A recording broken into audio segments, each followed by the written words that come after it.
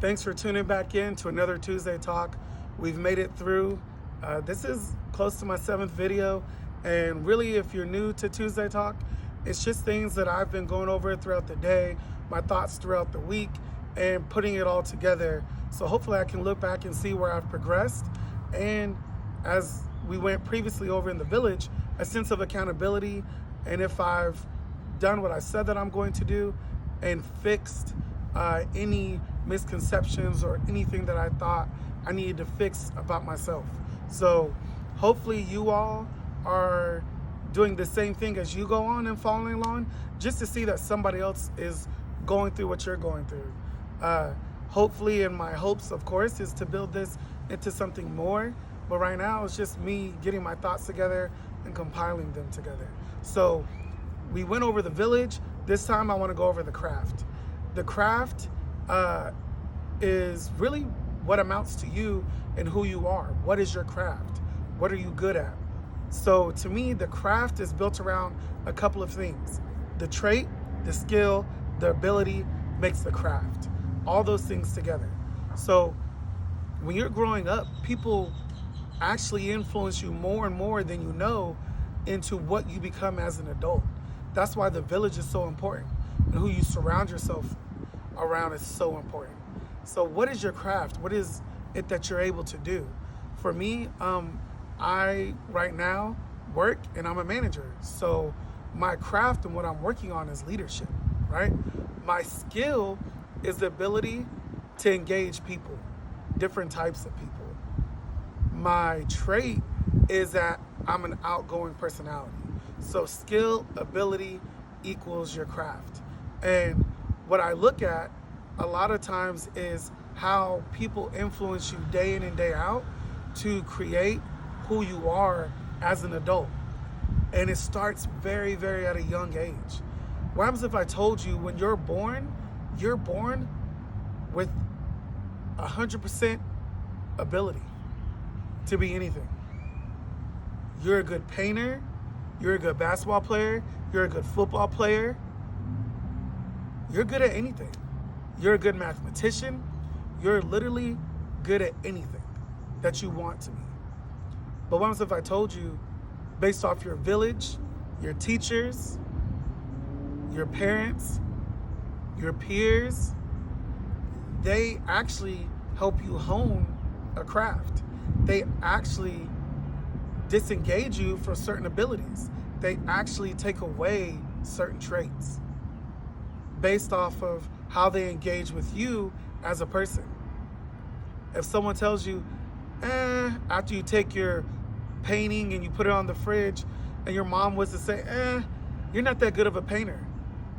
From then on out, you really don't want to put artwork up. You really don't want to do certain things and draw because you're worried about what other people may think. And that other person is someone who's very important to you. It's your mom. So you see right then and there, that grooms you as a person, day in and day out. And that grooming is not intentfully done. It's just you weren't good at it right away.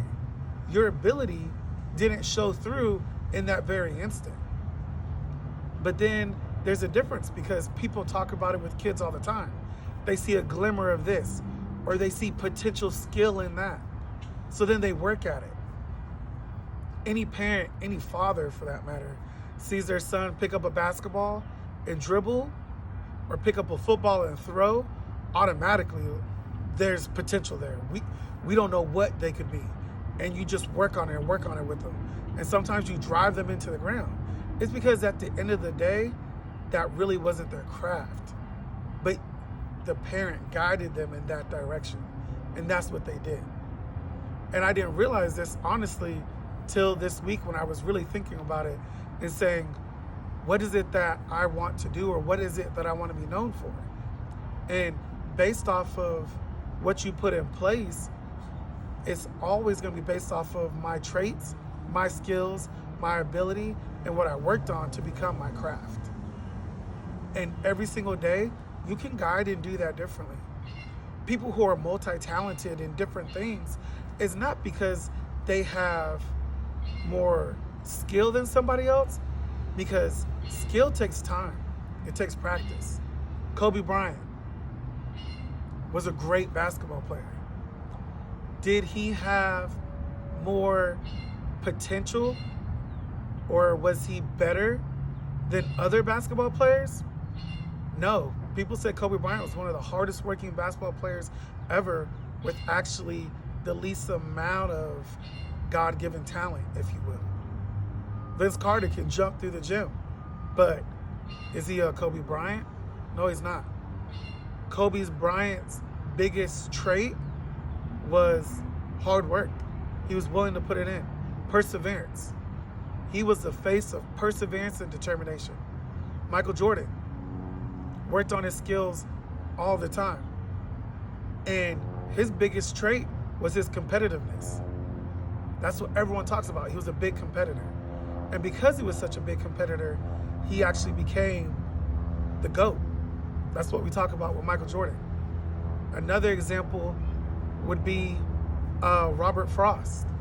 Robert Frost, a great poet. Was he better than any other poet right off the bat?